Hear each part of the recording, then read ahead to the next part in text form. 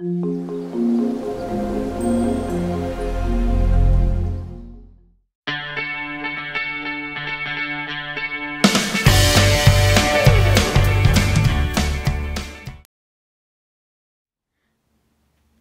araw, nandito muli ako, okay? Madalas nating napakikinggan, kaya dapat nating malaman ang nilalaman nitong kahalagaan tungo sa worldview natin. Ang una, ang halimbawa nito ay ang one stone soup. So, binasa na natin yun dati. Naalala niyo pa ba? So, yun ang una, one stone soup. Ang Snow White at Cinderella ng US Disney Animation. Oh, syempre maganda yun. So, ano rin yun? Folktale din yun. Ang Jack and the Beanstalk ng England. Okay? Ang Jack and the Beanstalk ng England.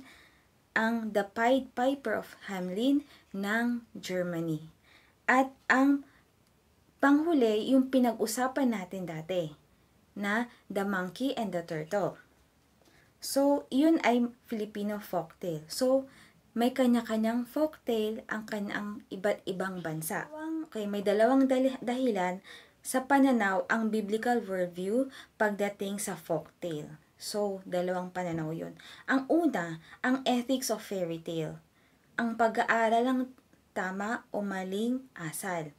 Ang ethics of fairy tale ay katugma din sa biyaya sa karaniwang tao o common grace.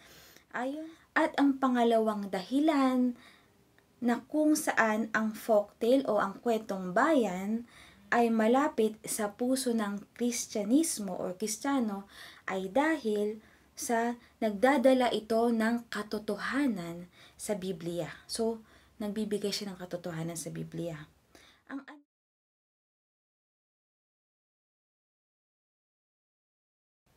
Pag-usapan naman natin ang tungkol sa biblical story.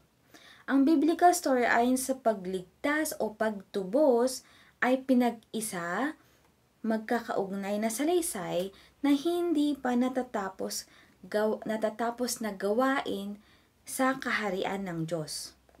Pagkatapos na mabuo o malikha ang mundo, tinawag itong ang kanyang nilikha o ang creation.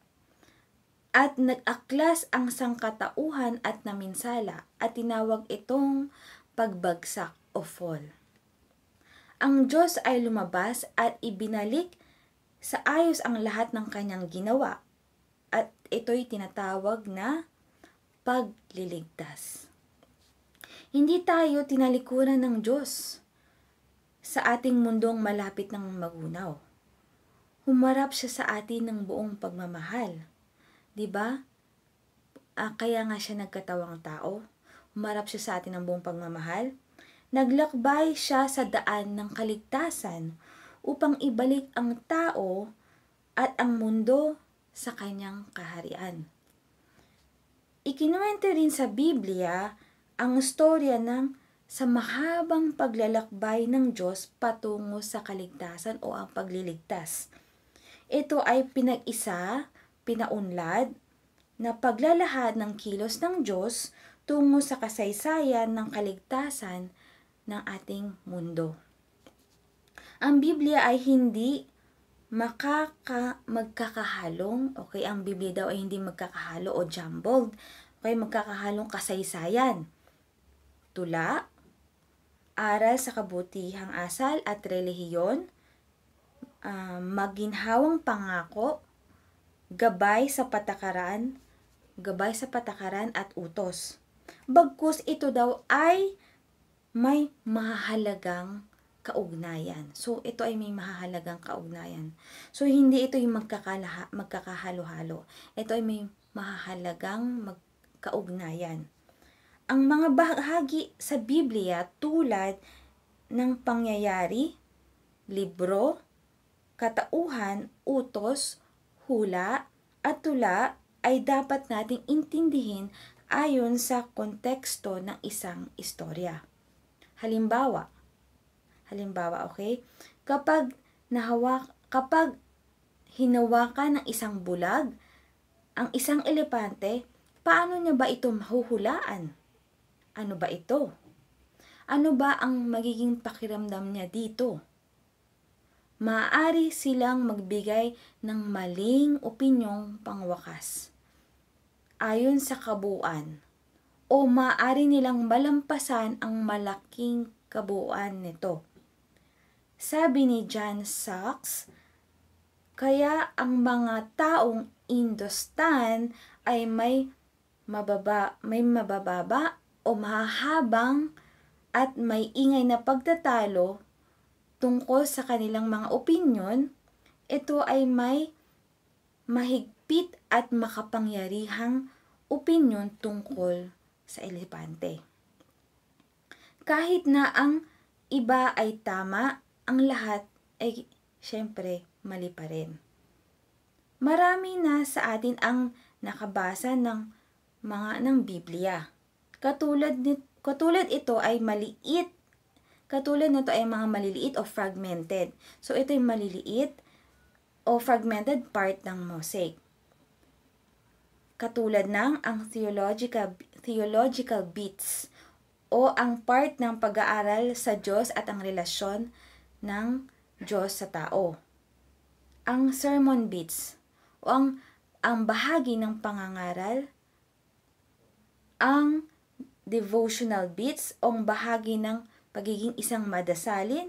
So, ito ay ang mga fragmented bits o ang fragmented mosaic bits. Yun daw ay ang bahagi ng Biblia. Sa moral bits o ang kabutihang asal, okay, ito daw ay kasama. Pero pag binabasa natin ang Biblia ng paunti-unti, okay, pakinggan nyo paunti-unti, hindi na natin napapansin ang layunin ng banal na may akda sa paghubog sa istorya ng ating buhay. Ang mga tao sa komunidad ay may kanya-kanyang istorya ng buhay nila. Ang iba ay pag-uunawa sa kahalagahan sa kasaysayan na bumubuo at nagbibigay sa direksyon ng kanilang buhay. Kapag ang Biblia ay naging bahagi na lamang sa ating buhay, pakinggan nyo ito, pag ito'y naging bahagi na lamang sa ating buhay, ito ay maaring manganib, kaya maging in danger. So, manganib, sapagkat ito ay pwedeng makakuha o magamit sa ibang storya. So, pwede itong magamit sa ibang storya na humuhubog sa kanilang kultura at buhay. At ito ay maaring mahinto. Ang pagsamba sa iba't ibang imahe o ang idolatry ay nagbibigay ng baluktot na storya sa kultura ng secular Western world. Kapag ang mga ito ay mangingibabaw sa atin, ito ay magiging batayan. Okay, magiging batayan ito sa ating isipan at kilos. Kung kaya ang ating buhay ay magpapatunay hindi sa katotohanan ng Biblia, kundi sa kasinungalingan, sa mga lies. Okay, sa kultura, sa pagsamba sa imahe ng relihiyon. Kaya ang pagkakaisa ng banal na kasulatan ng Diyos ay hindi maliit na bagay lamang. Ang kapiraso ng Biblia ay maaaring magresulta sa pagtanggap sa relihiyong kinaugalian, tuwid na kagandang asal, at relihiyosong pagsamba sa imahe. Kung kaya tayo ay huhubugin sa istorya ng banal na kasulatan ng Diyos, dapat nating maunawaan ang dalawang bagay. Ang una ay ang istorya sa Biblia ay nakakahimok ng pagkakaisa. Okay? Pagkakaisa na pwede tayong magtiwala. So, yun ang una. Pagkakaisa na pwede tayong magtiwala. Ang pangalawa, bawat isa sa atin ay may lugar na nakalaan sa istorya. So, yun ang pangalawa. So, meron din tayong tatlong importanteng pagpapahalaga. Anong mga ito? Una, binibigyan nating kahalagahan ang malawak na saklaw ng pagliligtas ng Diyos sa kanyang nilikha. Ang biblical story daw ay hindi patungo sa paggunaw ng mundo at pagligtas ng sarili patungo sa kalangitan. Humahantong ito sa pagbalik sa orihinal o sa original na nilikha ng Diyos para sa kabutihan natin. Ang malawakang sakop, nilikha, kasalanan o kasamaan at kaligtasan ay malinaw sa biblical story at sentro ito ng pananampalataya sa biblical worldview. Pangalawa, binibigyan din dito ang sariling lugar ng mga nananampalataya sa biblical story. So, sarili daw natin lugar sa biblical story. Pananampalataya natin. At ang apat na katanungan bilang batayan sa biblical worldview ay, pakinggan nyo ito, who am I? Sino ako? Where am I? Nasaan ako? What's wrong? Ano ang problema? What's the solution? Ano ang kasagutan o ano ang solusyon? At ang pang-fifth question ay ang what time is it? Anong panahon na? Tinanong din niya ang where do we belong in the story? O saan tayo nababagay sa istorya? Paano ito humuhubog sa atin ngayon? Paano ito humuhubog sa atin ngayon? At sa lahat ng mga ito, kailangan nating magsaliksik ng kasagutan na naayon sa biblical worldview. Sinong nakakaalala sa ating nakaraang lesson sa man's basic question? Uulitin ko uli ito. Pakinggan nyo. Ang una, what is the ultimate real? Anong huling goal? Pangalawa, what does it mean to be human? Ano ang ibig sabihin ng pagiging isang tao? Pangatlo, what is the nature of the physical world? Ano ang katangian ng physical na mundo? Pang-apat ay ang where is history going to? O saan papunta ang kasaysayan? At ang panglima, what happens after death? Ano ang mangyayari pagkatapos ng kamatayan? Ang 5 question na ito ay may kaugnayan.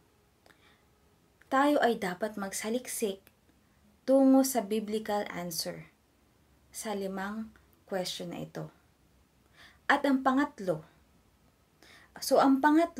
ayon sa pagpapahalaga natin, importanteng pagpahalaga natin ay ang binibigyan natin ng importansya. So, importansya ang pangunahing misyon ng biblical story. So, binibigyan natin ng importansya ang pangunahing misyon ng biblical story.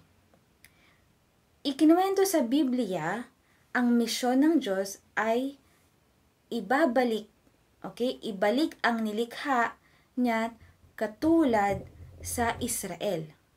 So, ibabalik daw niya ang kanyang nilikha tulad sa Israel. Ang Diyos ang mamimili ng tao para sa sangkatauhan at magiging ilaw ito ng bayan. So, magiging ilaw ito ng bayan. Ang hangarin ng Diyos sa sangkatauhan ay ang magwagi ang kabutihan laban sa kasamaan para sa panibagong mundo, para sa new world.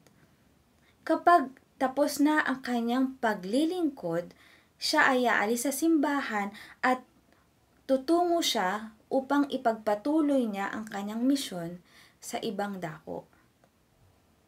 Pinag-usapan natin ngayon ang folktale at ang biblical story. Ngayon, tatanungin ko kayo, ano ang kaparehong elemento nito? Yun ang una kong katanungan. Ano ang kaparehong elemento nito? Ano ang pagkakaiba ng dalawang storya nito? Ang storyang biblical story at ang folktale. So, isipin natin yung maigi. Ha? Isip-isip.